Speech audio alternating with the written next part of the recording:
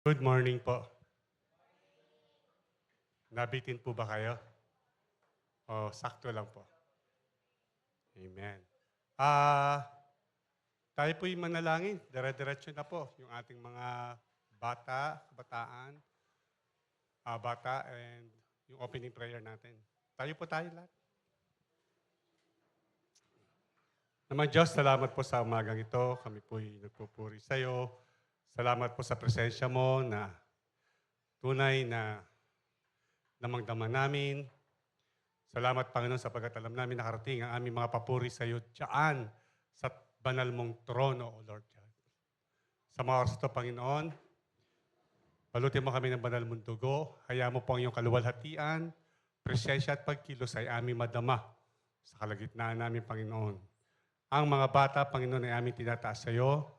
Lord, patuloy, Panginoon, na sila po ay hubugin mo, Panginoon, sapagkat ang mga batang ito ay mapapabilang sa langit. Sabi mo, Lord God. Kaya nga, Panginoon, ang mga teachers, ang mga guro ay aming tinataas sa iyo na tunay, Lord God, na ikaw ang siyang kumilos. Holy Spirit, salamat po sa pagkilos mo. Salamat sa karunungan. Salamat sa kaalaman na pinagkalob mo sa mga guro at siyang ituturo sa mga bata, Panginoon. Purihin ka, Panginoon, sa kanilang pag-uwi sa tahanan ng mga batang ito ay magiging tunay na ehemplo, Panginoon. Sa kanilang mga magulang, sila ay magiging pagpapala sapagkat kanilang pinag-aaralan, isinasabuhay ang iyong salita, Panginoon. Purihin ka, Panginoon. Gayon din sa aming pagbubulay-bulay ng salita mo, kay manguna sa amin, O God. Hayaan mo, Panginoon, na ikaw ang siyang aming marinig. Mangusap ka sa amin, O Lord.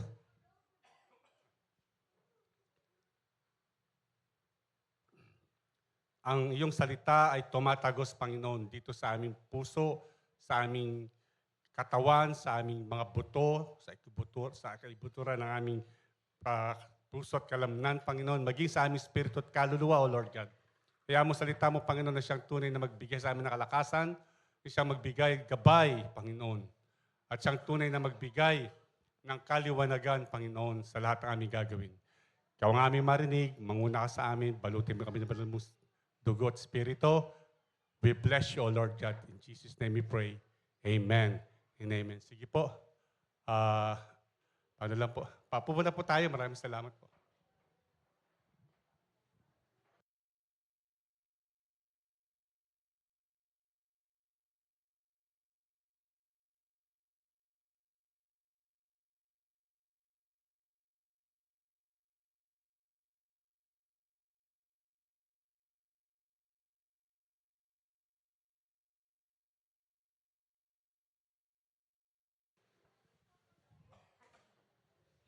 Okay po.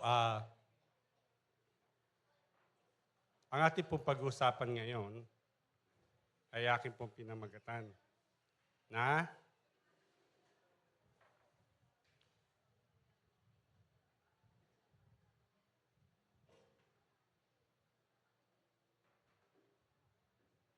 God reads. Ibig sabihin, ang Diyos ang nakakabasa ng ating mga puso, ha? Pamagat ang Diyos ang nakakabasa. God reads. Nakakabasa po ng ating at nakakaalam ng ating mga puso at isipan. Naintindihan niyo po ba? Siya lamang po nakakabasa. Ano man ang ating gawin, ano man ang ating binabalak, siya po nakakaalam. Wala na pong iba. Sige, bigyan po natin yan ng tinatawag na pagtibayin po natin yan kung yan ba yung nasa salita, nasa Bible. Everything natin pag-usapan po ay nasa Bible po. Ulitin ko po, tanging ang Diyos lamang ang nakakaalam ng ating isipan, nakakabasa pati ng ating puso. Sa 1 Chronicles chapter 28, verse 9.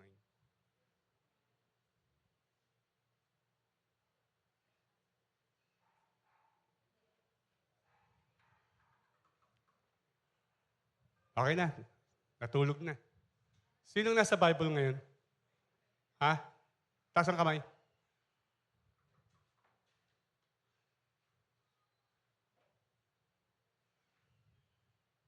Actually, mga kapatid, galing po ako sa tech booth and I really appreciate po ang media. Kung makikita nyo lamang po doon, wala po nag-train sa mga taong ito, sa mga batang ito. Sila-sila lang din po sa pangunguna po ni Brother Wendell. Nakita ko po doon kung gaano sila. Siyempre, hindi naman tayo professionals, hindi naman sila professionals. So I appreciate Sister Hazel, anong pangalan ng babaeng to? Jenna, sorry naman. Si Angge. Si Angge po doon, para po siyang piloto. Siya po yung siya po yung tower, siya yung control doon. Si Serena, si Zamia, si Razel, si Wendell, si Kim. Tama ba? Meron pa ba?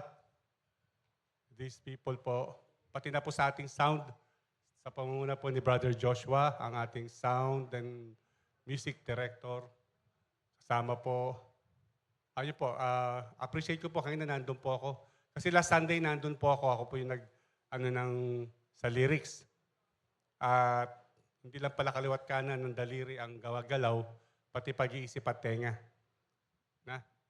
For the first time po, sumabak ako sa kanila dahil last Sunday kulang po ang ating media.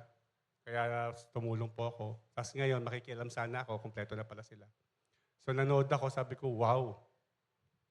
Purihin ng Panginoon. Ang Panginoon po ang tunay na siya nagturo sa ating mga kapatiran. So anyway, 1 Chronicles chapter 28, verse 9.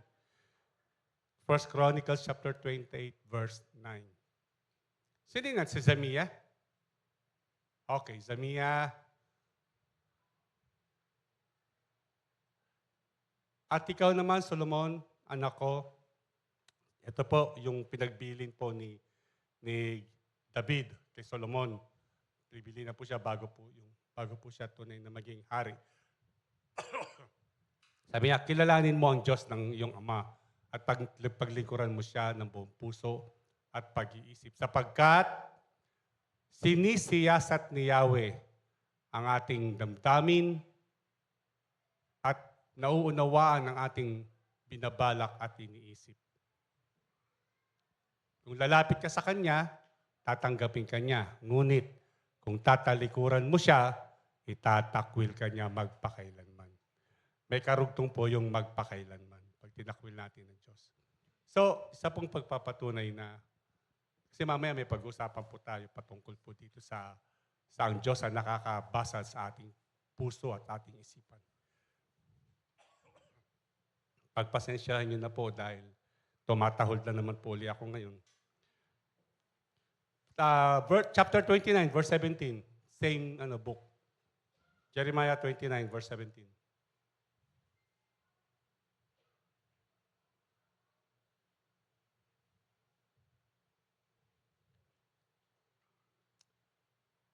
Padadalan ko sila ng digmaan, tagutom, matulog. First Chronicles, sabi ko ba Jeremiah? Sorry po. First Chronicles, sabi ko the same pala. First Chronicles chapter 29, verse 17. Tataranta ako kay Sammy. Alam kong sinasaliksik ninyo ang puso ng bawat tao. Panalangin po ito para sa ating Yahweh. Alam kong sinasaliksik ninyo ang puso ng bawat tao at natutuwa kayo sa mga matuwid. O Diyos, buong puso kong pinagkakaloob sa inyo ang lahat ng ito. Nasaksihan ko rin po ang buong puso at may kagalakang pagkaloob ng inyong bayan na narito ngayon. Okay. Next, babasahin ko lang po yung mga patunay na ang Diyos po ang siyang nakakabasa ng ating puso. Psalms chapter 7, verse 9.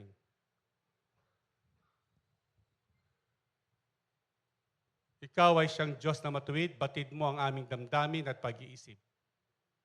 Sugpuin mo ang gawa ng masama at ang mabuti bigyan mo ng gantimpala. Palagi pong pinasabi dito, yung patungkol po sa mga masasama at sa mga mabubuti. Jeremiah 17:10.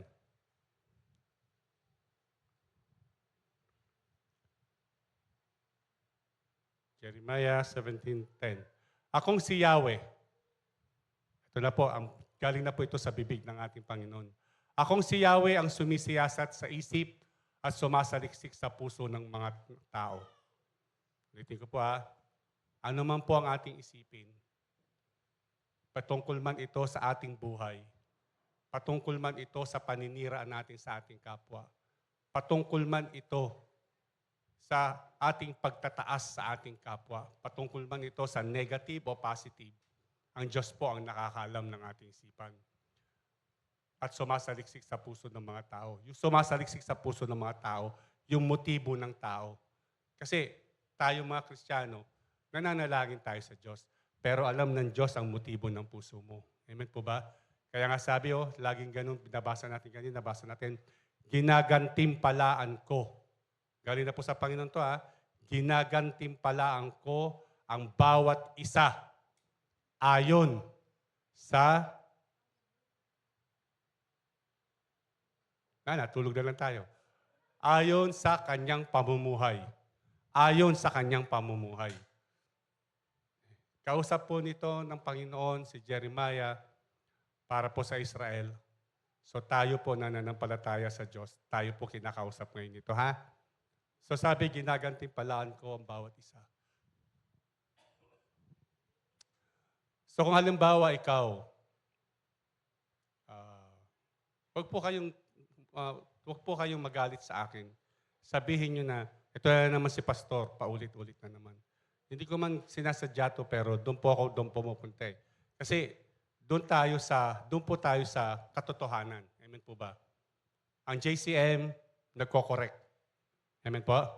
Nagko-correct ang JCM. Pag hindi nagko-correct ang isang church sa ginagawa o sa mga gagawin pa ng mga tupa ng Lord, layuan niyo po ang church na yun kasi hindi kayo lalago. Magiging katulad po tayo ng iba nang hinahanap lang natin, ang gusto lang natin yung mapakinggan, yung gusto natin mapakinggan. Amen po ba? So huwag po kayo magagalit sa akin. Sabi, gagantimpalaan ko ang bawat isa ayon sa kanyang pamumuhay. So kung ang pamumuhay mo bilang isang Kristiyano na nananalangin din sa Diyos ay hindi kaaya-aya, o sa mata ng Diyos, mali ang ginagawa mo. Hindi ka makakatanggap ng gantimpala o tatalikod sa iyo ang Diyos. Sabi ayon sa kanyang pamumuhay at ginagantimpalaan ayon sa kanyang ginagawa. Amen po ba? Ginagawa, sinasabi, iniisip. So mga kapatid, alam natin po na nalalapit na po dumating ang Panginoon. Nais ko po, or dahil nga po sa kami mga pastor ay binigyan po ng tinatawag na task ng Panginoon na pakainin ang mga tupa. Amen po ba? So hindi lamang po kami nandito, papakainin po namin kayo dahil meron kami tinatawag na instant noodles o sardinas o 3-in-1 na kape. Hindi po. Kami pong lahat sinisikap namin na ang aming ibibigay sa inyo ay yung niluto namin. Amen? Ang ibig sabihin, kami naghiwa ng sibuyas, o kami na malengke, kami naghiwa, kami nagluto. Hindi yung kukuha sa lata. Ang ibig sabihin po nun, hindi yung message ng ibang mga doctors or prophet or tinatawag ng mga reverend, whoever, evangelist, whatever, hindi po. Di ba masarap mga pastors na magturo nang habang binabasa mo salita ng Panginoon, nangungusap sa amin ng Lord. At ang sarap ituro. Bakit? Kasi tunuturo namin according sa naranasan namin. Amen? So ito po, sabing ganon, kaya ko po ito sinasabi sa inyo dahil isa po sa titingnan ng Panginoon. Isa sa mga qualifications or isa sa standard or whatever na tinitingnan ng Panginoon bilang ikaw ay Kristiyano. Yes, ligtas ka. Amen, di ba? According sa ating pananampalataya. Ligtas ka. Pero mawawala po yung kaligtasan na yun if you're not living yung sinasabi ng Panginoon kung paanong mamuhay ang isang Kristiyano. Amen po? So, ang ganda ginagantimpalaan ko ang bawat isa ayon sa kanyang pamumuhay. So, kung ang pamumuhay natin ay katulad ng pamumuhay ng Panginoon, na kahit na siya'y sinampal-sampal, kahit na siya'y ipinako sa krus, At bago siya mamatay, di ba? Ano sabi ng Panginoon? Hindi nila alam ang kanilang ginagawa. Sabi niya sa ating Diyos Ama, nandun pa rin yung pag-ibig ng Diyos o ng Panginoon sa atin. Ganon din po tayo. Amen? Gagantimpalaan at ginagantimpalaan ayon sa kanyang ginagawa. Okay. Revelation chapter 2 verse 23.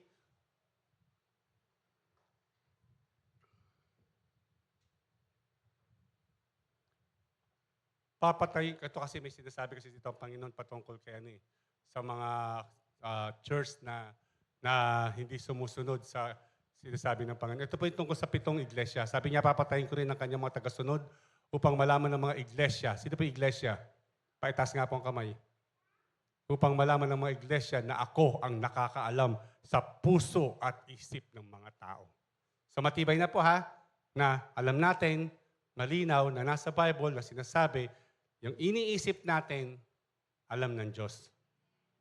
Yung nasa puso natin, alam ng Diyos. Kaya magtataka ka, minsan bakit wala pa yung panalangin ko? Kasi pala, mali ang layunin. Amen? Okay.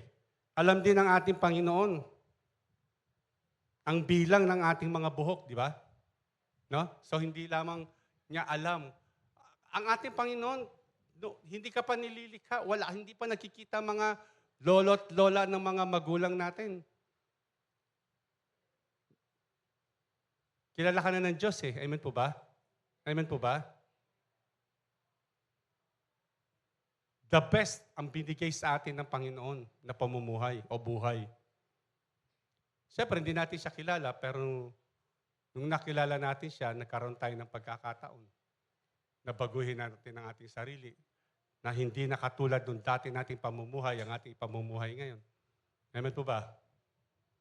Pero habang tayo po sa mga panahon na ito, hindi pa tayo kinukuha ng Panginoon, hindi pa dumarating ang Panginoon, meron po tayong pagkakataon, napakalaki ng pagkakataon natin na may pakita sa Panginoon na tayo po'y talagang karapat-dapat na makapiling at makasama niya sa langit. Amen po ba?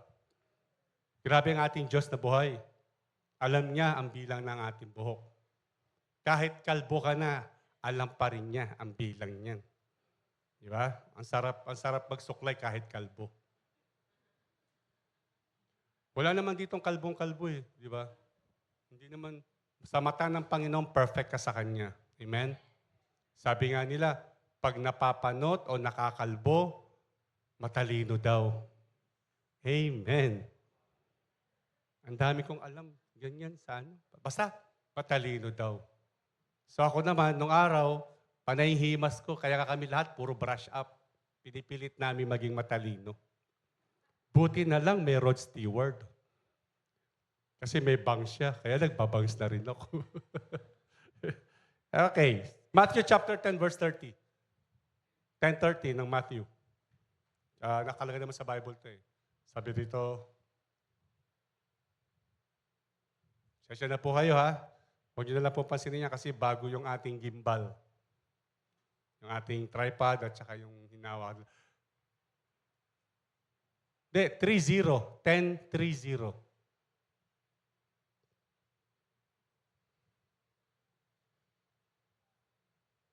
By the way, congratulations nga pala, JCM Jeddah. Kung nabasa nyo po, nakita nyo po yung mga pictures. Nakakatuwa, Pastor, nakita nyo po yung background nila. JCM talaga, no? JCM. Tapos yung logo natin. At kayo, maging ang buhok ninyo'y bilang niyang lahat. Ay, nakalagay sa Bible po. Sa Luke chapter 12, verse 6. Luke 12, verse 6. Tapos sa June 16. June 16 pala, Pastor. Hindi mamayang gabi. Anniversary ng Lanas Porac. June 16. Hindi, Martes yun eh. Ewan ko, tingnan nyo nga po. Sunday yun? O baka ibang Father's Day? Okay lang yun, mag-celebrate tayo ng Father. Mamaya naman, brother. Diba? Kasi pupunta tayo na kapatiran doon. Marian, kakanta tayo, kakanta kayo doon. Sinabi ko na kay Joshua, Ang tambourine, Angie, tambourine and songers natin, kakanta rin ng 2 kanta. Okay? So anyway, hindi pa ipinagbibili ang 5 maya sa halaga lamang ng 2 salaping tanso. Gayunman, kahit isa sa kanila ay hindi pinababayaan ng Diyos. Kung sila, ganon, how much more na ikaw? Next. Maging ang buhok ninyo'y bilang niyang lahat. Kaya't huwag kayong matakot. Higit kayong mahalaga kaysa sa mga maya. Amen. Now, kung ang Lord nababasa niya ang ating isipan at ang ating puso, meron pa bang iba na nakababasa? Ha? Meron pa po bang iba? Wala na, di ba? Nandaraya, meron. Amen. Tingnan mo katabi mo. Hindi yan yung nandaraya. Isa rin yan sa dinadaya. Amen? Okay. Ang dyablo, o si Satanas, tandaan po natin to ay hindi kailanman mababasa ang ating isipan o motibo ng ating puso. Na?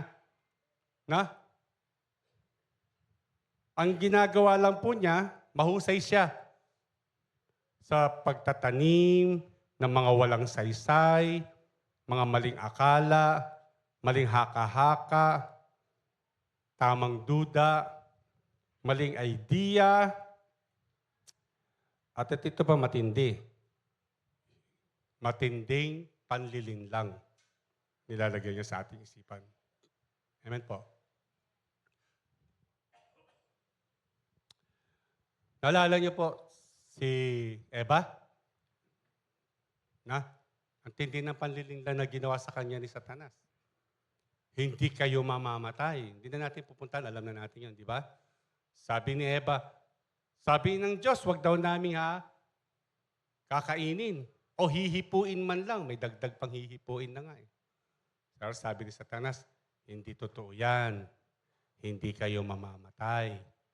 Sinabi lang ng Diyos yan kasi kapag kayo kumain yan, magkakaroon kayo ng unawa. Malalaman ninyong mabuti at masama, magiging katulad ka ng Diyos. Pansinin po natin, kakaunti lang mga lalaki, outnumbered tayo. Pag nagpunta sa grocery, pag nagpunta sa mall, pag nagpunta sa palengke, pag ang lalaki pinabili ninyo, diretso sa pupuntahan, tama po ba? Pero pagkasama ko si Tess, nagpapiano po yun. Alam niyo yan? Magkano po itong isda ninyo? Toink, toink, toink, toink, toink, ting, ting, ting, ting, ting. Tinitingnan kung balas-bilasa o ano. Sasabihin nung ay ate, pinyano mo yung aking isda. Sariwa po yan. Tapos hindi bibilhin.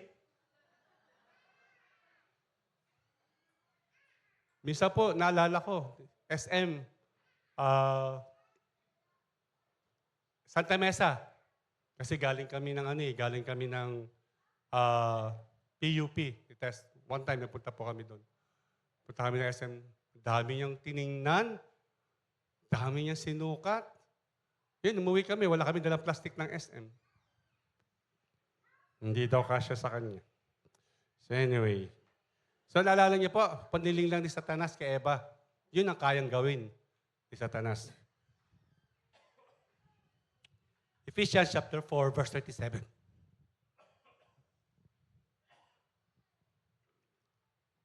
Ephesians 24, verse 7. Ephesians chapter 4, verse 27. Naguguluhan kasi ako sa mga sinusulat ko eh. Huwag ninyong bigyan ng pagkakataon ng dyablo. Kung alam lang ni Eva, I believe, na si Satanas ay manlilin lang, hindi niya kakausapin yun, di ba? Tama po ba? Kung nagkataong Pilipino, kung nakausap niya, inihaw siya nun. No. Pinulutan siya ni Eva at ni Adan. Eh syempre, yun ang ginagawa sa atin ng Satanas. Minsan mag-iisip ka sa isang sitwasyon, sa isang tao, o sa nangyayari sa'yo. Biglang ang bilis ng bibig mo, ang bilis ng isipan mo. Mag-isip, magbitaw ng salita. Halimbawa, ba't kaya wala pa yung taong yun? Ba't kaya hindi dumating yun? Ah, siguro ano yun? Nag-ano siguro yun? Ay, oo, nag-ano nga yun. Kasi nung nakaraan, di ba gusto niya mag-ano? Ay, baka mga ganun na isipan, no? Biglang labas sa bibig.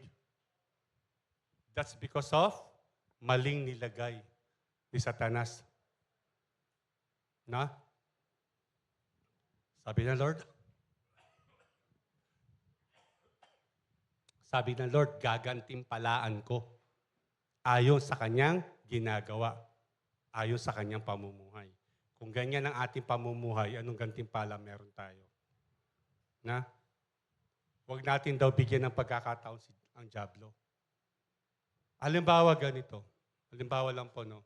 Ito sa church. Nung isang araw, nung isang linggo, katabi mo si kapatid. Tapos ngayon, wala. Summer kasi ngayon, baka nag-beach sila. Hala, hindi niya pinangilin ang araw na pamamahinga. Sa palagay mo, sino nagkasala? Siya o ikaw? Na? Yung pala, may sakit pala yung tao. O kaya may talagang kailangan gawin. Ang bilis ng tao mag-isip ng ganon. Si Satanas yun. Na? Now, kung ang isang tao bago naging Kristiyano, sanay na sa ganong klaseng pamumuhay, ang Diyos kayang-kayang baguhin ng taong yun. Amen po ba? Tama po ba? Sabi, huwag niyong bigyan ng pagkakataon ng diablo. 1 Peter chapter 5, verse 8. So huwag natin bibigyan ng pagkakataon ng diablo sa anumang nasa isip natin negative. Alisin mo yan. Sabi gano'n, no? Huwag natin bibigyan ng pagkakataon. Hindi lang yon, maging handa kayo at magbantay. Yang isipan mo, yang puso mo, bantayan mo yan. Dahil yan, prone yan. Inaabangan ni Satanas yan. Ang diablo o si Satanas, ang kaaway ninyo ay parang leong umaatungal. Hanggang doon lang siya. Hanggang doon lang siya. Pag-aatungal lang siya.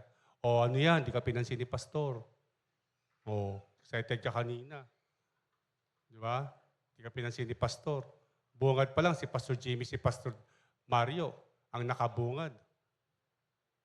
Na supposedly, babatiin ka. Sabi lang sa'yo, doon po kayo maupo sa harap. Ay gusto mo sa likod doon. Ano ka? Sabi ko sa'yo, ganang umatindi. Diba? Nakita mo pa si Pastor Dave, si Pastor Dex, hindi ka pinansin. Nawala na yung dati ninyong pagsasamahan. Kasi bakit? Ilang beses ka na hindi uma-attend. Huwag ka na umattend. Na? Ilang beses ka hindi naka-attend. Wala nakakaalam kung bakit hindi ka naka-attend. Nung umattend ka, may inaasahan ka, ang narinig mo pa ganito, uy, mabuti naka-attend ka. O tamo, binabantayan ka nila, mabuti naka-attend ka. Sa halip na, praise God, diba, dito ka, namiss ka namin. Ayan. Uy, buti nandito ka, naka-attend ka. Yun, para bang, meron po tayong kapatiran ganun. May ganun po tayo dito. 2022. Ang dahilan niya, kaya ayaw niya nang umattend. Bakit?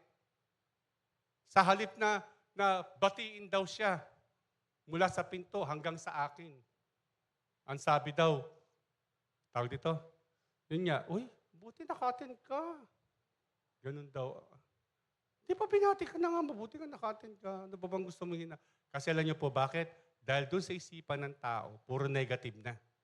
Puro negative na, una sa church, pangalawa kay pastor, pangatlo doon sa mga naririnig niyang negative. Kaya pagdating dito, timing naman. Uy, mabuti naka-attend ka. Ay talagang hindi na kami a-attend dito buong mag-anak. Wala na, buong mag-anak na po yun. Hindi na po naka-attend dito. Never na pong naka-akyat dito. At pinanindigan nila yung kanilang church. Na ngayon, nasa ibang church na rin sila. Nagkawatak-watak na rin po sila. Sabi nga ni Tatapog sa akin, may pinag-usapan kami. Diba, Tatapog? Ang hirap ng church hopping. Di ba, Tatapog, no? Talong ka ng talon. Amen, no? Maging handa kayo at magbantay. Ang dyablo, ang kaaway ninyo ay parang liyong umaatungal. Puro ano yan, negative ilalagay sa'yo. Kaya maging handa ka, huwag mo siyang bibigyan ng pagkakataon. At aali-aligid na naghahanap ng tulog na.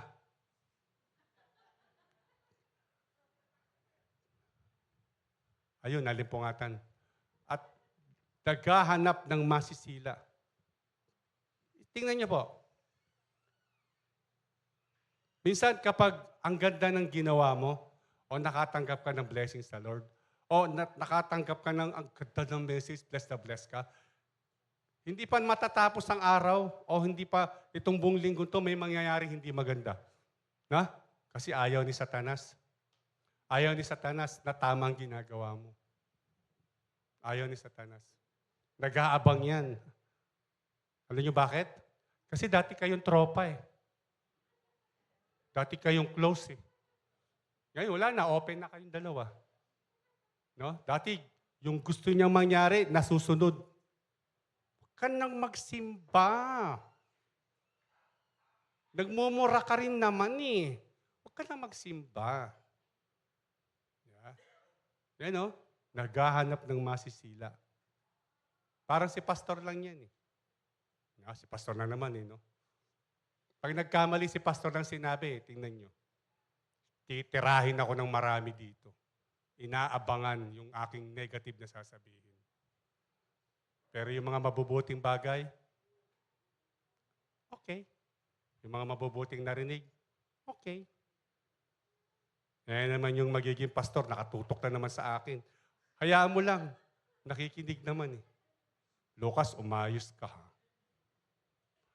So, nakuha niya po, inaabangan tayo ni Satanas, inaabangan ka niya. Bakit? Dahil gusto niya isama ka niya doon sa dagat-dagatang apoy. Dahil alam niya future niya, dagat-dagatang apoy. Ikaw, doon ka sa langit. Tama po ba? Mapapabilang ka sa langit. Hihilahin ka niya pababa. Kaya kanina, di ba, huwag natin bibigyan ng pagkakataon ng dyablo. Next verse. Huwag kayong matatakot sa kanya. Sino po takot sa demonyo dito? Tatapon niyo ha? Makapanaginip ka na lang, Pastor, nanaginip ako ang pangit. Kamukha mo. Si Pastor lalo natakot. Ay, pangit nga. Sino dito ang takot sa dyablo? Grabe, tatapang niyo ha? Huwag na huwag kayong lalapit sa akin ha? Kahit sino naman po pag nakita ang itsura ng demonyo, matatakot. Kahit naman po ako noon eh. Nung una ko nakita ang mga demonyo, takot at takot ako eh. Takot at takot. Buti nga ang Panginoon, hindi ako biglang nakita ko na lang yung demonyo at ako'y hinimatay eh. Hindi po eh. Anino lang muna, anino. Parang anino. Kala ko malaking tenga, sungay na pala yun. Nung naging sungay na, ayun na. Hindi ko na masabi kay Tess. Kaya sabi ko, mabuti pa nung nagsasyabu ako eh. At least alam ko, nakasyabu ako. Eto, hindi eh. Wala naman akong sinasyabu. Nakikita ko yung mga nakikita ng mga nagsasyabu. Nakikita ng mga nagsasyabu, pag tumingin sila sa salamin, may demonyo sa harap, siya na pala yun. Huwag kayong matatakot sa Kanya. Sabi ng Bible, amen po ba?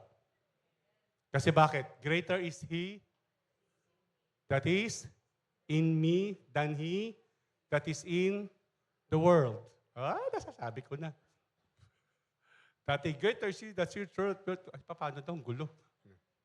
Huwag kayong matatakot sa Kanya, amen? At magpakatatag kayo sa inyong pananampalataya. Sabi, sa inyong pananampalataya. Yan lamang po. Pag ikaw, ang Panginoon, malaki sa isipan mo, maliliit na ang lahat. Amen po ba? Maliliit na ang lahat. Yung problemang yan, yung bundok ng problemang yan, sa dagat lang yan mapupunta. Amen po ba? Ulitin natin ha. Huwag kayong matatakot sa Kanya. Kanina, huwag natin bibigyan ng pagkakataon ng dyablo. Tapos maging handa daw tayo. Tapos huwag tayong matakot sa Kanya. Amen po ba? Magpakatatag kayo sa inyong pananampalataya sa Diyos. Tulad ng alam ninyo, hindi lamang kayo ang nagtitiis ng ganitong kahirapan, kundi pati ang inyong mga kapatid sa buong daigdig. So hindi lamang tayo nakararanas nito, ha? 1 Peter chapter 5, verse 8. Ay, ito na pala yun. James chapter 4, verse 7.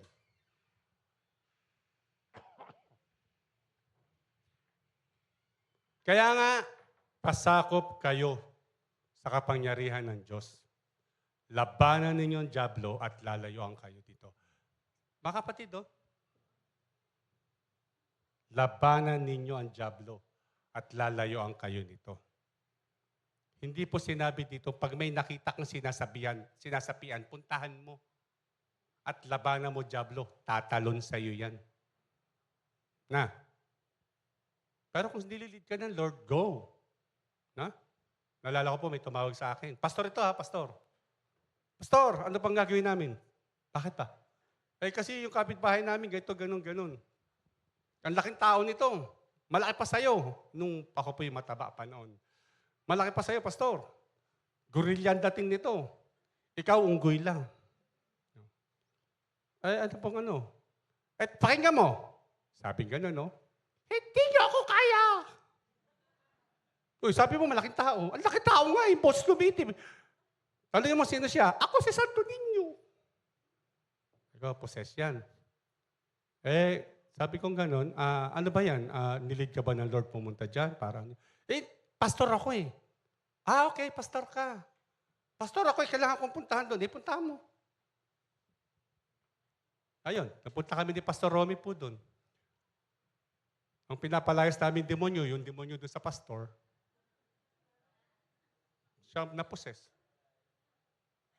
Kaya po, ganito po, huwag natin katatakutan kung meron man tayong kausap o kaharap o nasa isang sitwasyon tayo na merong possess. Okay? Possess, ibig sabihin merong sinasaniban. Huwag po tayong matatakot. Pero, kung hindi ka nililid ng Lord, pray ka lang. Huwag kang magpa-front. Kasi, kapag ang mga demonyo kasi, naalala niyo po, di ba, sa Acts chapter 19, ilan yun? Ilan yung mga taong yun? Pinalayas yung demonyo sa isang lalaki. Ano sabi? 7 yun, no? Plus yung mga kasama pa nila. Sa pangalan ni Pablo, sa pangalan ni Jesus, na pinapangaral ni Pablo, lumayas ka. Ano sabi? Si Jesus, kilala ko. Si Pablo, kilala ko. Kayo, sino kayo? Nalala ko po, Pastor. May pinag-pray kami. Pastor din to, Pastor. Taga Castilleos to. Pero yung church sa border ng San Narciso at San Marcelino. Pero San Marcelino siya, kaya lang halos sa San Narciso na kami. Yung church po, ito church, ito. Nasa gitna yung puno, Pastor. So yung pulpito, ito yung puno, ito yung pulpito. So first time ko pa lang, pag nagpunta ron. Kasi nga, humingi ng tulong.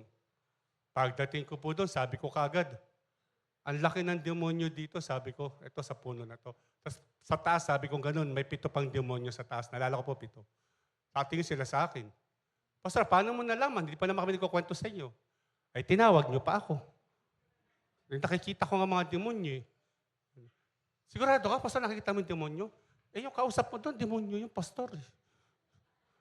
Demonyong leader namin yan. Ba't hindi mo nakita ang demonyo yun? So, ginabi ko doon sa pastor, dahil nga tatatakot yung pastor. Ikaw magpapalayas, church mo to, hindi akin to eh. Tsaka pangalan to ng yung kanilang titulo ng church nila. So sa kanila yon.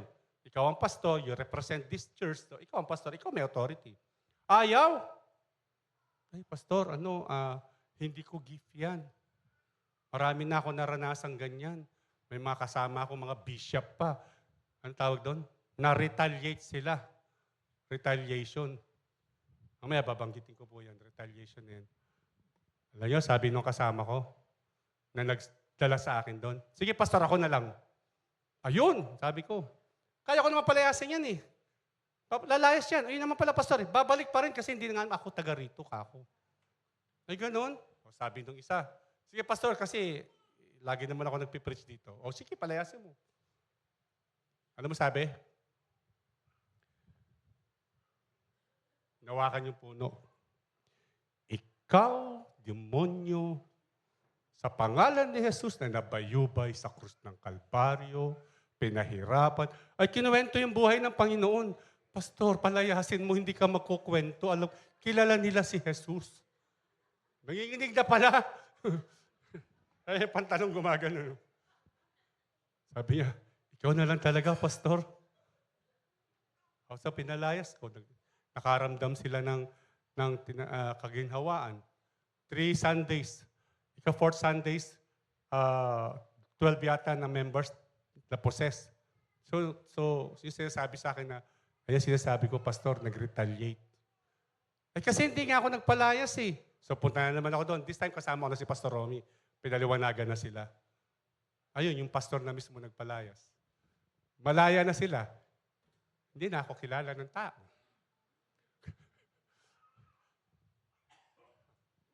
San Marcelino po yun, San Narciso. Napapaligiran sila ng mga mangkukulam. So anyway, kaya nga pasakop kayo sa kapangyarihan ng Diyos. Kaya po sinabing labanan ninyo at lalayo ang kanito.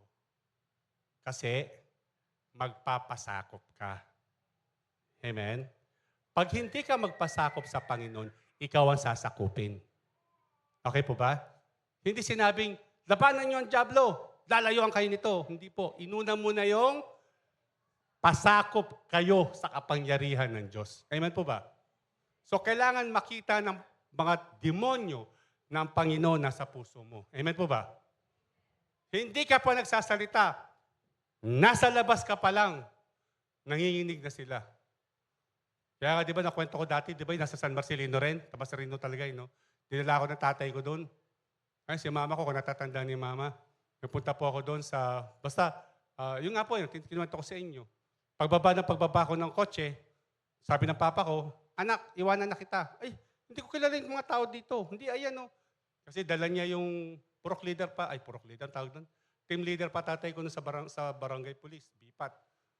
Tawag dito, kailangan yung mobile niya, madala na sa barangay dahil nga sa may gagawin sila. Sinalubong ako ng pastor nung possess, tsaka yung tatay at nanay. Sabi gano'n sa akin, Pastor, walang ganang kausap ako. Kasi marami na pala mga pastor nagpunta, pati pare, may mga dala pang mga isang balding holy water yata yun. Wala rin nangyari. Lalo na yung lola. Ating talaga sa akin. Kala mo siya yung possess, nakagano sa akin. Ang dami ng pastor nagpunta dito, ha? Pera lang ang kailangan mo, sabi sa akin. Ay, uwi na po pala ako. Sabi ko, hindi po pera lang.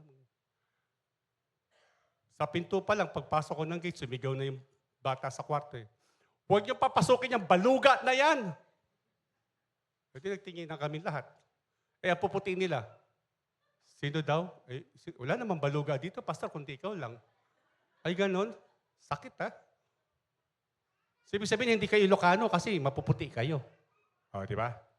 Kung medyo maitim sila, Ilocano yan. Pag maputi, yung mga mayayabang na Kapampangan, Kapampangan, Kapampangan to, maputi to, Kapampangan. Hindi papayag ang Kapitenyo.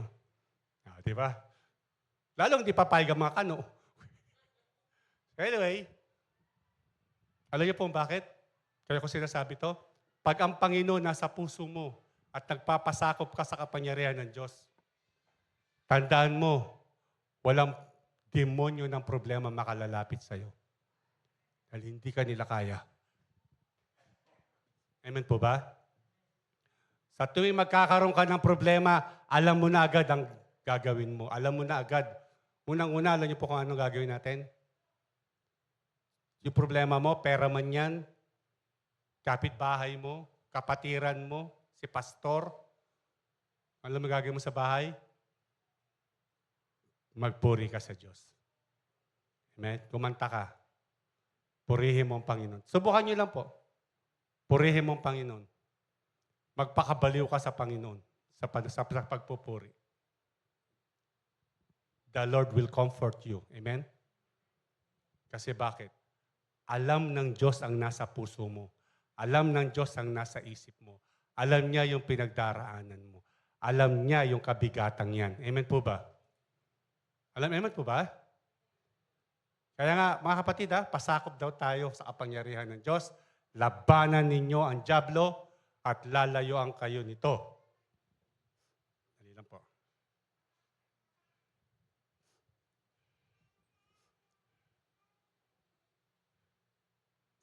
Okay.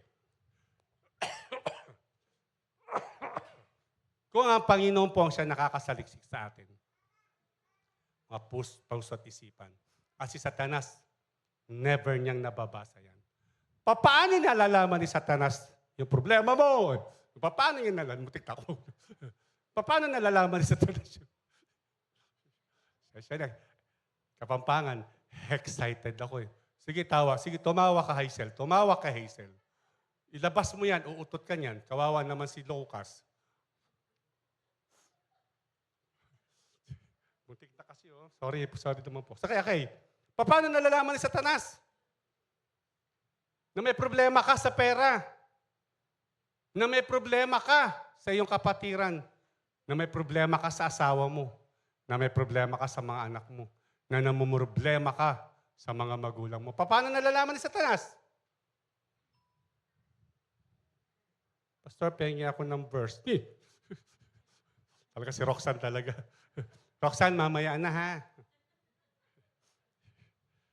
Paano po nalalaman si Satanas? Sagot! Ha? Ayun! Alam mo ha. Kaya nalalaman ni Satanas, sinasabi mo. Kaya si Satanas, aali-aligid yan eh. Titingin-tingin sa'yo gano'n. Kasi sinabi mo, para magkakasakit ako, oy, ito na. Access ko yan, lisensya ko yan, expert ako dyan. Kaya nakapasok si Satanas. Dahil saan? Sa kiniklaim mo. Sa sinasabi mo. Sa inaasahan mo. Wala na tayong pera. Talaga wawala kayo ng pera, sabi mo eh. Ay, akala ko stolen shot. Pastora naman. Para unfair, sila lang, ako hindi. Yung hindi ko alam. Nakuha niyo po? Dahil binabanggit mo. Binabanggit mo. Baka hindi makatapos sa pag-aaral yung anak natin. Wala na tayong pera. Saan kukuha tayo? Ayun na. Saan tayo kukuha ng paano niyan? Gagraduate na. Paano tayo kukuha? Saan tayo kukuha ng enrollment? Ano tawag doon? Ay, enrollment din. Graduation fee niyan. No? Binabanggit mo eh. Okay po ba? Dahil sa dila mo, nagkakaroon ng idea si Satanas. Tandaan niyo po, ever since na pinanganak tayo, yung batang yan, si Lucas, ay kung makatitig naman. O, iba na tao na lang.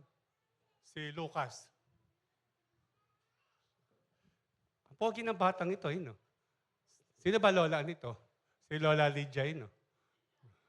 Taas ng kamay. Halimbawa, di ba? Tuloy, nasira tuloy. Naku, isipa ko. Saan na ba ako? Lucas kasi. Saan ba ako talaga? Huli ko sinabi. Hindi ka nakikinig. Ha? Oo nga, di na pinag-uusapan natin. Ha? Bago si Lucas. Mamaya, makakalimutan ko na naman.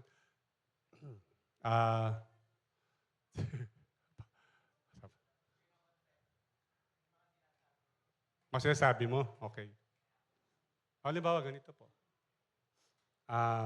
Gagraduate na yung anak mo.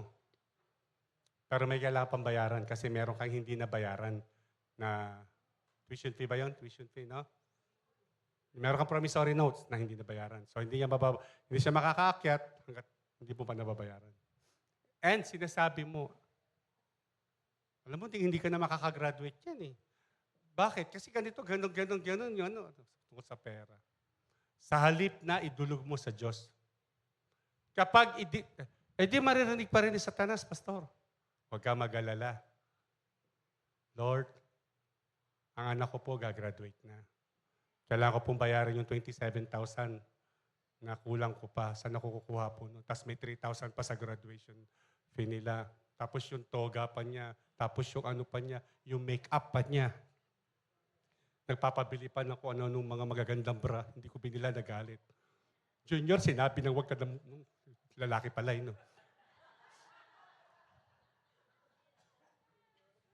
Kaya pala hindi nabilhan. So, ayun. Pinapanalangin mo sa Diyos, ang kausap mong Lord. Narinig ni Satanas. Tanda mo, pag ikaw naglabas, yan dila mo, nilabas mo yung mga bagay na yan. Nakausap mo ang Diyos. Kapatid, selyado yan. Naniniwala ka? Bilang ikaw Kristiyano, selyado yan. It is between you and the Lord. Kahit marinig ni Satanas, naniniwala po kayo doon, hindi niya magagalaw yan. Bakit? Hindi ka pa man nakakapanalangin, alam na ng Panginoon ang sasabihin mo. At may katugunan na yan. Amen po ba? May katugunan na yan. Inaantay lang ng Panginoon na ilabas mo sa bibig mo para marinig ni Satanas, nakausap mo siya, selyado yun. Naniniwala po kayo? Parang hindi kayo kumbensado. Sabi mo, Pastor, wag sabihin kasi lumalabas sa bibig mo. Ang hindi selyado, yung, magkakasakit yata ako. Sisipunin yata ako. Uhugin na nga, sipunin pa. Diba? Wala na tayong ulam tong week na to. Ay, talaga wala tayong ulam. Pero kung lumalabas ang sa bibig mo, nakausap mo ang Diyos, selyado po yan. Amen po ba? Seal dyan ng banal na dugo ng Panginoon. Kahit na anong pakana, taktika, kahit na anong plano pa na napoproseso na plano. Matinding prosesong plano pa yan ni Satanas. Hindi ubra sa iyon. Hindi yan uubra. Amen? Bakit? Dahil selyado, kausap mo ang Panginoon. Idinulog mo sa Panginoon ang iyong panalangin. Amen po ba? Amen po ba? So, pag tayo nagpasakop sa Panginoon, kayang-kaya natin siyang labanan. Hindi ka kukuha ng itak para hamunin mo siya. Ipakita mo sa Kanya na isang tawag mo lang sa Panginoon na andyan na yan. Lord, namumroblema ako sa aking kapatiran. Sagutin ka ng Panginoon, mas namumroblema kami sa iyo. Kaya ikaw pala ang problema, hindi pala yung kapatiran. The Lord will open your mind, your heart, sa pamamagitan ng pagbabasa ng salita niya. Ay, Lord, hindi pala lahat dapat silang sisihin ko, ako rin pala dapat. Sabi mo, wag hahatol, hinatulan ko na sila. Kung walang patunay ang dalawa, o tatlo, o higit pa, ng taong yan ay nagkasala. At yung kinuwento sa akin, tungkol sa taong yun, pinaniwalaan ko, Lord, nagkakasala pala ako. Di ba? Bakit? Walang patunay eh. Pangalawa, ano bang ginawa sa akin ng taong yan para magalit ako? Spirito po yun eh. Si Satanas yun eh, ang diablo yun eh. Narinig ni Satanas, nagkukwentuhan kayo tungkol dun sa tao. Sinisiraan yung tao. Eh Lord, 4 na tong taong to eh. Bakit sila nagkukwento? Kasi lahat sila nakaranas ng hindi maganda sa taong yun. Yung pala, kaya sila hindi nakaranas ng hindi maganda sa taong yun dahil sa pagkakamali nila. Ikaw wala kang alam, narinig mo lang yung sa kanila. Hindi mo alam, nagkasala ka na. Again, kahit po kapatid nyo to ha, kahit kamag-anak nyo, kahit nanay nyo to, kahit kaopisina nyo, kahit ka-church ninyo, kahit kapitbahay po ninyo. Kapatid, iwasan natin yun. Huwag nating hayaan yung dugo natin, ay dugo sa ating mga kamay na maiwan yan. Nang dahil saan? Pinatay natin yung tao sa kwentuhan natin. Ang Ang sabi ng Panginoon,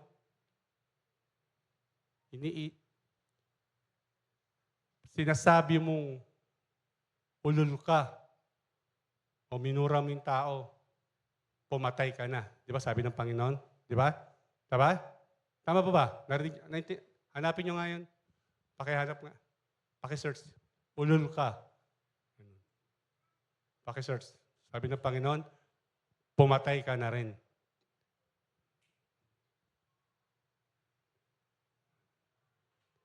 Ang haba naman.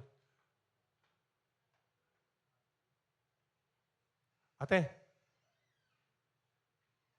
19 verses yan. Sige, punta sa number 2. Click mo yung number 2. Number 2. Tapos, baba ka. Baba sa dulo.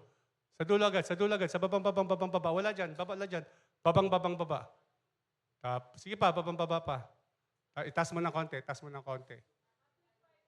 Ha? O, Matthew 5:22 daw. Sabi? Ngunit sinasabi ko naman sa inyo, ang sino mang napopoot sa kanyang kapatid ay mananagot sa hukuman. Ang humahamak sa kanyang kapatid ay mananagot sa Sanhedrin.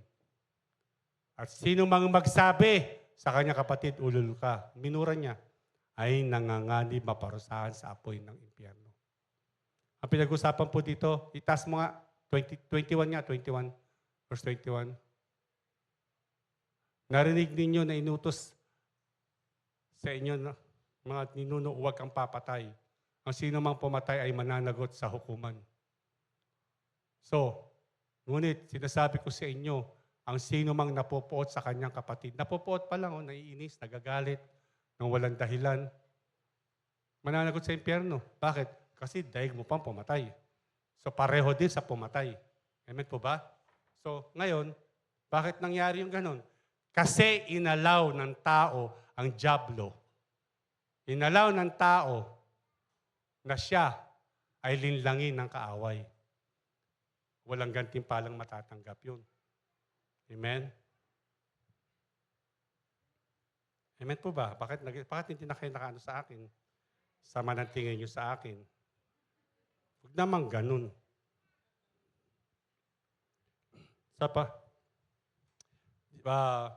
So, yung dila natin, ang dahilan kung bakit nalalaman ng dyablo yung problema natin. Kung bakit nakikita niya, nalalaman niya yung nilalaman ng puso't isip natin dahil sinasabi natin. Amen? Okay. Proverbs 18:21 nga.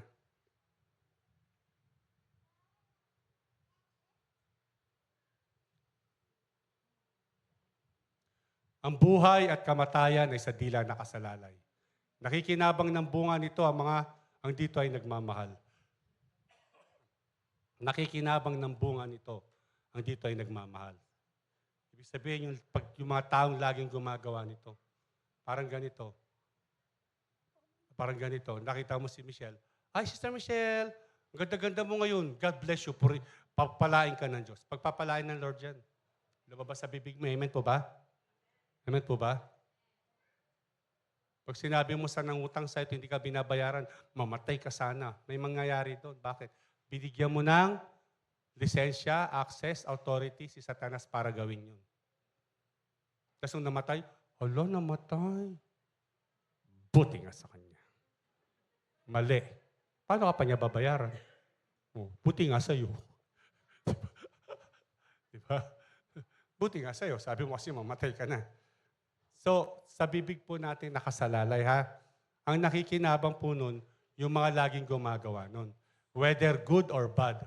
Pag panay ang bless mo sa mga tao, ibibless sila ng Lord at ibibless ka ng Lord. Amen? Pag panay negative sinasabi mo sa mga tao at panay sumpa ang binibigyan mo sa taong yun, hawak na ni Satanas yun, may mangyayari doon. At ikaw mananagot sa Diyos. Amen po ba? Proverbs 21 verse 23.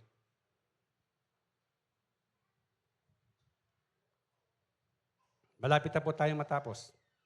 Mga 11:30. Ang pumipigil sa kanyang dila ay umiiwas sa masama. Kaya nga, di ba sabi ko sa inyo, pag nagkukwentuhan kayo at napag-usapan nyo yung isang tao, palagay mo hindi na maganda. Kapatid, okay na yan. Ulit-ulitin ko po to. Uulit-ulitin ko po to. Dahil kapag hindi mo to ginawa, tandaan mo po, babalikan ka ng Diyos. Bakit?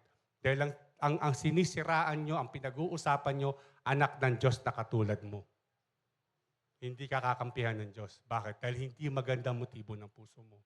Ang pumipigil sa kanyang dila ay umiiwas sa masama. Kaya pigilin mo na, okay na yan, pag-pray na lang natin siya. Di ba paulit-ulit ko sinasabi yan? Pag-pray na lang natin siya, hayaan natin ng Diyos ang managot. Hayaan natin ang managot siya sa Diyos. Hayaan natin ang Panginoon na magparusa sa Kanya kung totoo man yan. Hayaan natin ang Panginoon na siyang gumising sa Kanya. Baka hindi mo nalalaman, ikaw pa lang may problema. Amen? Amen po ba? Okay? James.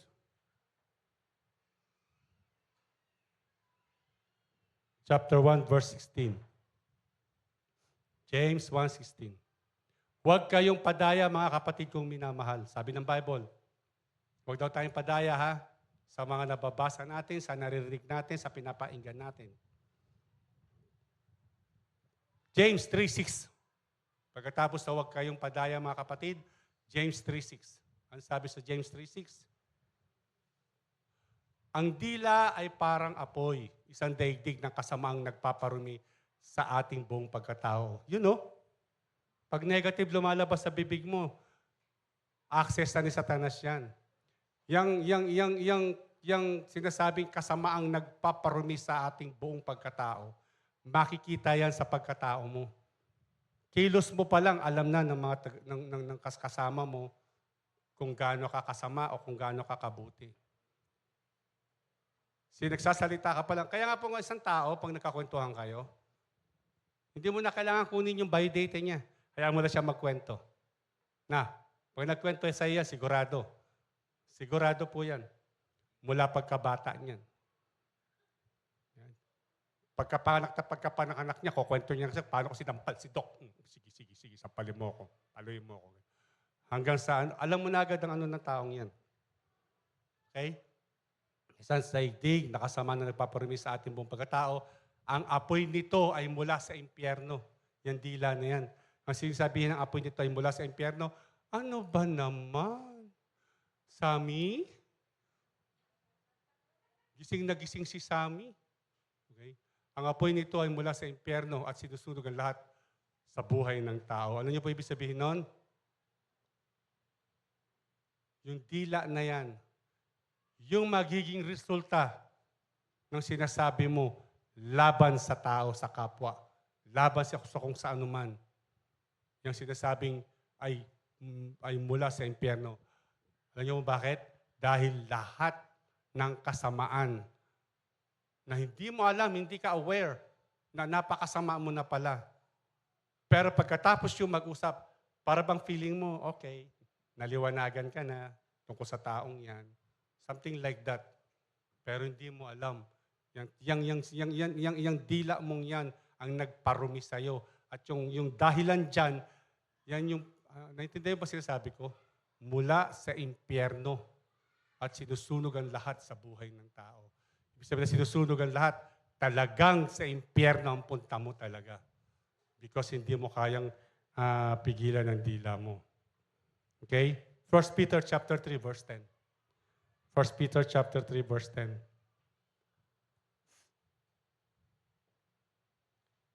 Ayon sa nasusulat, ang mga nagnanais ng payapa at saganang pamumuhay. Sino po ditong gusto mapayapa at saganang buhay? Ha? Dila nila ay pigilan sa paghabi ng kasamaan. Amen po ba? Okay na po nagkakausap tayo, nagjo-joke tayo, nagkakasiyahan tayo. Pero pagdating sa isang tao, sa maraming bagay, pinag-usapan natin na wala naman tayong katibayan, o kung alam natin na ganun yung tao, lalo pa natin siyang sisiraan, pag-pray natin sa Panginoon. Amen po ba? Ang mga nagnanais ng payapa at masaganang pamumuhay, dila nila ay pigilan sa paghabi ng kasamaan, ang anumang panlilinlang at madayang pananalita sa kanyang mga labi ay di dapat lumabas. Okay? Psalms 34, verse 11.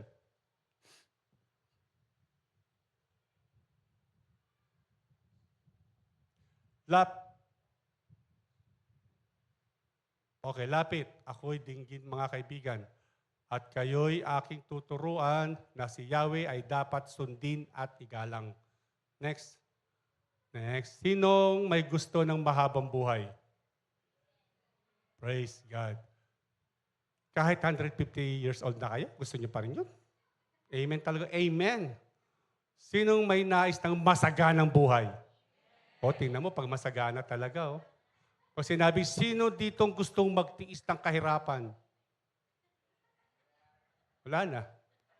Pastor, di ba pwedeng puro sagana na lang? Verse 12, 13. Verse 13. Dila mo'y pigilan sa paghabi ng kasamaan. May kinalaman ng dila.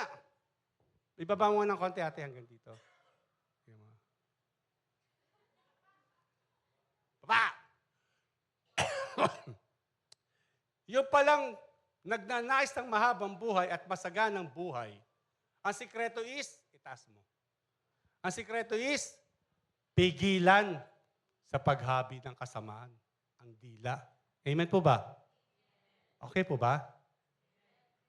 Kaya pag nag-toothbrush ka, toothbrushin mo rin yung yung dila mo. Ay, bagong toothbrush ka na. Pwede ka na uli magsinungaling. Ewan. No? Mabuti ang gawin. 14. Verse 14. Sige, kwentuhan pa more. Mabuti ang gawin at masamay, layuan, pagsikapang kamtin ang kapayapaan. Ay, ang ganda. Ate. Mabuti ang gawin. Mabuti ba nagchichismisan?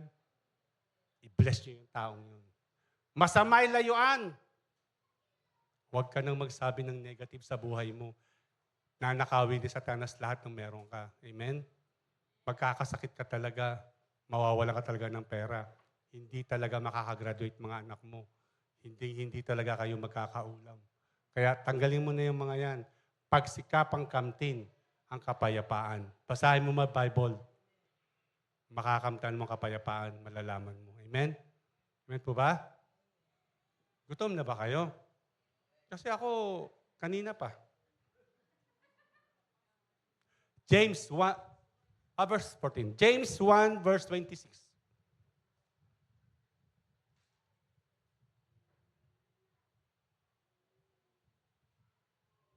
Nandito ba si Tessa? Wala? Sino narinig kong boses ni Tessa? Hello? Ay, si Apple pala. Okay. Kung inaakala ni naman na siya relihiyoso, kung inaakala mo na ikaw ay righteous, banal, ngunit hindi naman siya marunong magpigil ng dila, dinadaya lamang niya ang kanyang sarili, walang kabuluhan ng kanyang pagiging righteous o relihiyoso. Na? Ang galing ng Bible, na? Galing ng Lord, no? So mga kapatid, para hindi magkaroon ng access ang kaaway sa atin, ang dila natin, bantayan natin. Dahil nagbabantay, nag-aabang si Satanas. Amen? Kaya minsan naiisip mo, makapangyarihan din ba si Satanas? Bakit alam niya? Ang Diyos lamang ang nakakaalam, ha? Amen? Okay, nasa last na tayo. So ano dapat natin gawin para hindi natin maranasan yung mga kung ano-anong mga gagawin sa atin ng kaaway dahil sa tayo'y nababalisa? Mga kapatid, ipagkatiwala natin ang lahat sa Diyos. Amen? Ipagkatiwala natin ang lahat sa Diyos sapagkat siya ang nakakaalam at nakakabasa ng ating mga puso at isipan sapagkat siya ay nagmamalasakit. Amen po ba? Ang Lord ay nagmamalasakit sa atin. Psalms chapter 55 verse 22. Sige na, basa-basa na lang tayo para matapos na tayo. Ilagak kay Yahweh yung suliranin. Aalalayan ka't ipagtatanggol rin. Ang taong matuwid, di niya bibiguin. Praise God. Tingnan mo yung katabi mo. Tingnan mo katabi. Di ako bibiguin ng Diyos. Sabi mo, di ako bibiguin ng Diyos. Bakit? Sabi mo sa Kanya, kasi lahat ng problema ko Kanya na. Sabi ko, sabihin mo sa Kanya, Amen. Sabi, kasi lahat ng Amen. Ang bilis, pag yung pagpapala, Ilaga kay Yahweh yung suliranin, aalalayan ka't ipagtatanggol rin. Ipagtatanggol ka kay Satanas. Poproteksyonan ka niya. Anak ko to. Diyan ka. Ang taong matuwid. Sino yun? Tingnan mo yung katabi mo. Tingnan mo yung katabi mo. Yak. Di niya bibiguin. Ipagtatanggol ka na ng Panginoon, di ka pa niya bibiguin. Amen po ba? Palakpakan mo nga, Lord. Hallelujah. Psalms 37, verse 4. Mia, gising na ha, para mabilis tayo. Kay Yahweh mo hanapin ang kaligayahan. Tandaan nyo lagi yan. Yan, alam na alam ni Sister Rosling yan. Kung kinalibutan siya, lalo na ako. Praise God. Ang pangarap mo at ang pangarap mo iyong makakamtan. Amen? English mo nga, New King James, ate. New King James. Delight yourself also in the Lord. And He shall give you the desires of your heart. Amen po ba? Tandaan niyo po ito ha. Psalms 37 verse 4. For God so loved the world. Okay? Verse 5. Tagalog, verse 5. Tagalog, verse 5.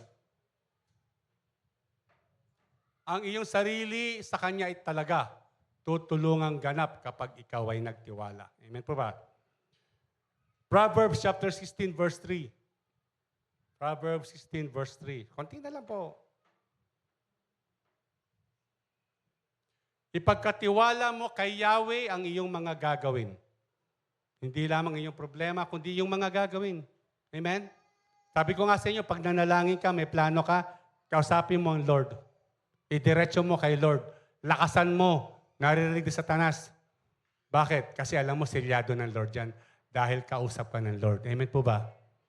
Amen po ba? Pero pwede rin naman pong manalangin ka ng taimtim, yung ikaw lang kayong dalawa ng Panginoon.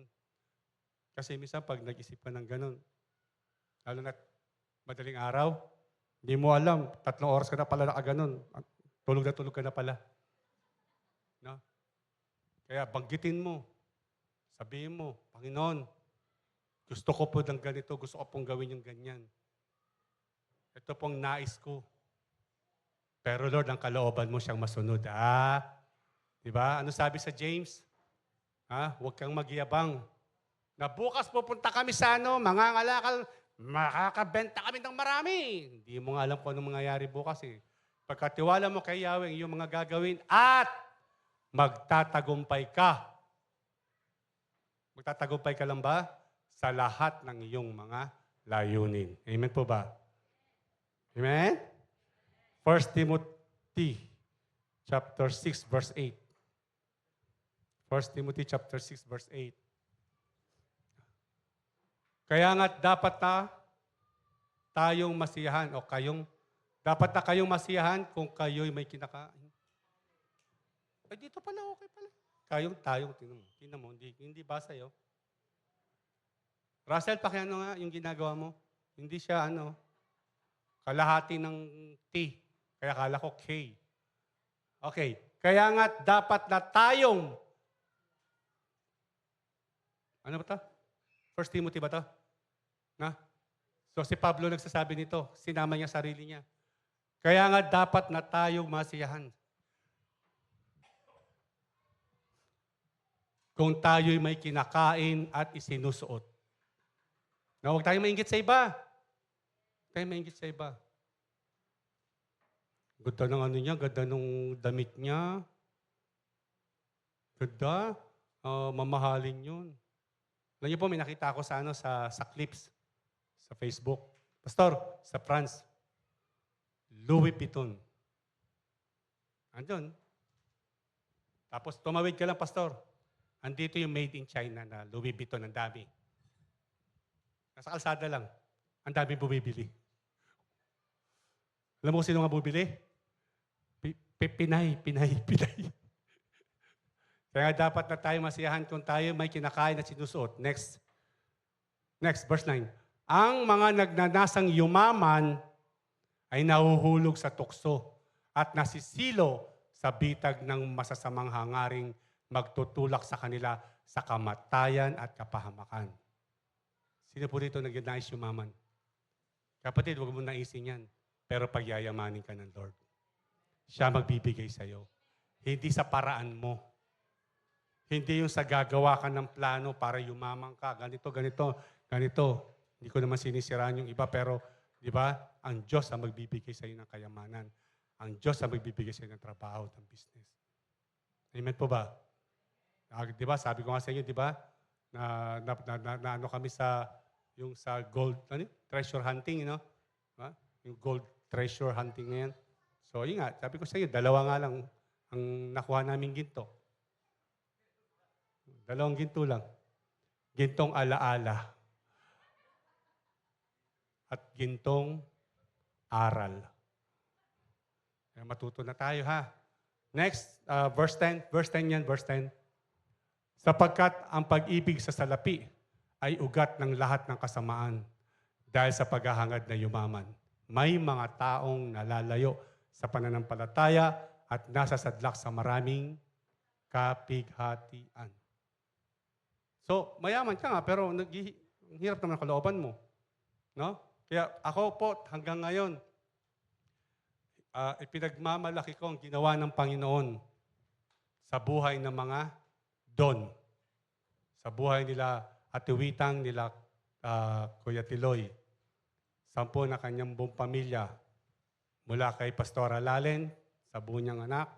Kay Richard, sa buo niyang anak. Kay Roxanne, sa buo niyang mga anak. Ganon din kay, sino yung mabait na mabait? Rachel. Kay Rachel at sa kanyang mga anak. Alam niyo bakit? Matinding pera meron ito nung araw. Hayaan niyo lang po yan. Future president yan. Future pastor nga din yan.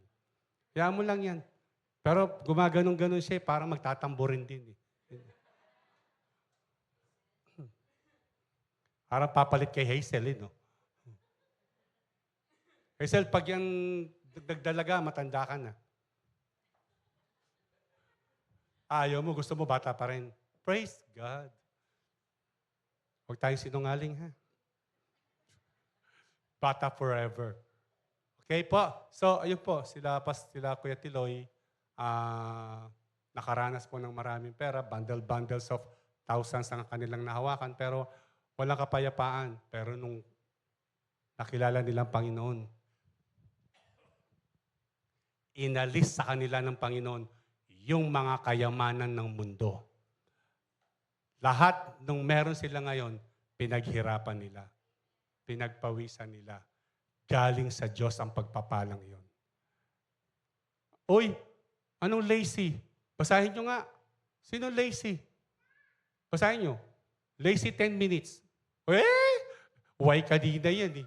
Lazy 10 minutes. Hindi, matatapos na to. 9 minutes and 59 seconds. Okay? So, ayun po, napakaganda ng ginawa ng Panginoon sa buhay ng mga don. Ay, isa po si Pastora Kat na nandito. Okay? Praise God. Next po, next. Hebrews chapter 13, verse 5.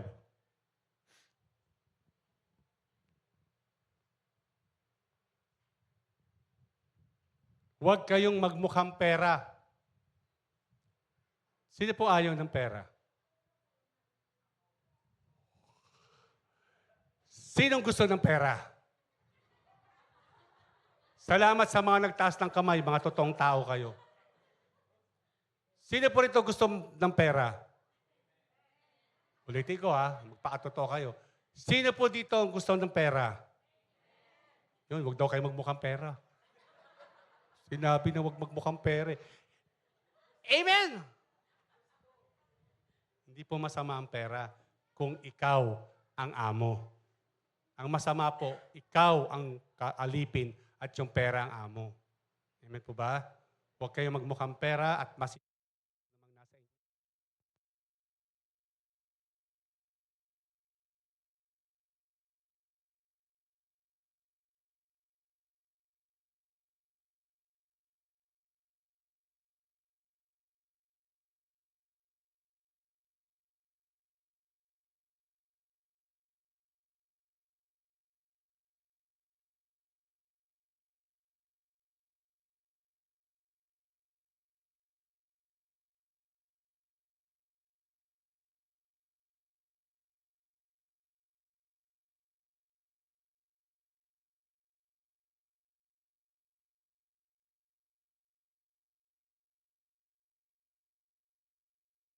Okay. Huwag kayong magmukhang pera at masiyahan na kayo sa anumang nasa inyo sapagkat sinabi ng Diyos, hindi kita iiwan ni pababayaan man. Amen? Mga kapatid, alam ng Diyos ang puso mo at isipan mo. Alam ng Diyos ang pangangailangan mo. Amen? Para pagpalain kanyang lubos, ingatan mo ang ibinibigay niya sa iyo. Ingatan mo ang puso mo, ingatan mo yung isipan mong yan. Huwag mo ibigay kay Satanas. Na? Huwag mo ibigay kay Satanas sa pamamagitan ng dila mo. Amen? Banggitin mo yung kailangan mo sa Panginoon, kaharap mo ang Lord. Dahil kapag kaharap mo ang Lord sa presensya ng Panginoon, selyado po yan. Paulit-ulit ko sinasabi, pag nanalangin ka sa Panginoon, ng taimtim, selyado yan ng banal na dugo niya. Ang kaaway aali-aligid. Hindi niya maririnig. Hindi niya malalaman kung ano man ang plano ng Diyos at kailanman hindi niya alam ang plano ng Diyos sa buhay mo. Amen? Ang alam lang niya, pinagpapala ka niya. At yun ang ayaw ni Satanas. Kaya niya ninanakaw. Sabi ng Lord, hindi kita iiwan ni pababayaan man. Amen? Palakpakan mo ang Lord. Verse 6. Ate, verse 6. Kaya't buong tapang nating masasabi ang Panginoon na tumutulong sa akin. Amen po ba? Hindi ako matatakot. Anong magagawa sa akin ng mga tao? O sa akin ng tao? Ano? Okay. Last verse. Philippians chapter 4, verse 6. Oh, last verse 6 pala. May kasama siya. Oh, nagtatamburin na. Yan, step na yan. Step, choreography na yan. O, tama o. Step, no. Step, no. Huwag kayong mabalisa tungkol sa anumang bagay, mga kapatid. Ha? Ano man yung pinagkakabalisahan mo. Huwag kang mag-ano dyan. Huwag kang mag-alala dyan. Amen? Sa halip, hingin ninyo sa Diyos ang lahat ng inyong kailangan sa pamamagitan ng panalangin may. Kaya panalangin natin, Lord, salamat po. Lord, salamat po. Lord, salamat sa asawa kong pango. Ha? Asawa mo yan. Lord, salamat sa asawa kong pagkaitim-itim. Sa halip, hingin ninyo sa Diyos ang lahat ng inyong kailangan sa pamamagitan ng panalangin may pasasalamat. Sa panalangin natin, lagi tayo may pasalamat. Sanayin mo po, sanayin mo. Kailangan mo, may exam ka bukas. Kung may exam ka bukas, nagre-review ka ngayon, Lord, salamat sa wisdom na pinagkaloob mo na sa akin ngayon. Lord, salamat. Hindi man ako top 5. Naks, yabang ino. Pero top 6 ako. Nagpapakumbaba ako, Lord. Top 6 ako, Lord. Pag yung kinlay mo at ikay nag-aral, ibibigay sa'yo ng Panginoon yan. Amen po ba? Amen po ba? Anak ka ng Diyos eh. Gumagawa ka ng mabuti. Okay? Next verse. Next. At ang kapayapaan ng Diyos na hindi kayang maunawaan ng tao ang siya mag-iingat sa inyong puso at pag-iisip. May kinalaman sa puso at isip, no? So nag-ending tayo sa puso at isip. Tama po ba? Nag-opening tayo kanina na tungkol sa pag-iisip at sa puso na alam ng Diyos. Ito naman, ang Diyos, ulitin natin. Sabi ko na nga po, huwag magkwentuhan eh. Ulitin natin. Tamo, hindi na alam gagawin. No? At ang kapayapaan ng Diyos, kasi ang mga tao, balisa eh. Pero pag ikaw nagtiwala sa Panginoon, alam mong siya lang ang nakakabasa ng lahat ng iniisip mo. At ang kapayapaan ng Diyos na hindi kayang maunawaan ng mga tao, yung kapayapaan ng Diyos ang mag-iingat sa iyong puso at isipan. Hindi ka na mababalisa. Kundi, tatanggapin mo ang pagpapala. Amen po ba? Dahil sa iyong pakikipag-isa kay Kristo Jesus. So, sinong kausap dyan? Ng mga born again na katulad mo. Amen? Next. Bilang pagtatapos, mga kapatid, dapat maging laman ng inyong isip ang mga bagay na karapat-dapat at kapuri-puri. Karapat-dapat at kapuri-puri. Bless mo mga kapatid mo. Bless mo ang Lord. Bless the Lord, oh my soul. Diba? Mga bagay na totoo, marangal, matuwid, malinis, kaibig-ibig, at kagalang-galang. Last verse. Isagawa ninyo ang lahat ng inyong natutuhan. Isagawa ninyo ang lahat ng inyong tinanggap. Isagawa ninyo ang lahat ng inyong narinig at nakita sa akin, sabi ni Pablo. Sa gayon, sa inyo ang Diyos. Sa inyo ang Diyos na nagbibigay ng kapayapaan. Amen po ba? Amen po ba? Palakpakan nga natin ang Lord. Sige po, tayo tumayo. Tayo po manalangin. Lord, salamat po sa salita mo. Salamat po sa mga paalaala mo sa amin.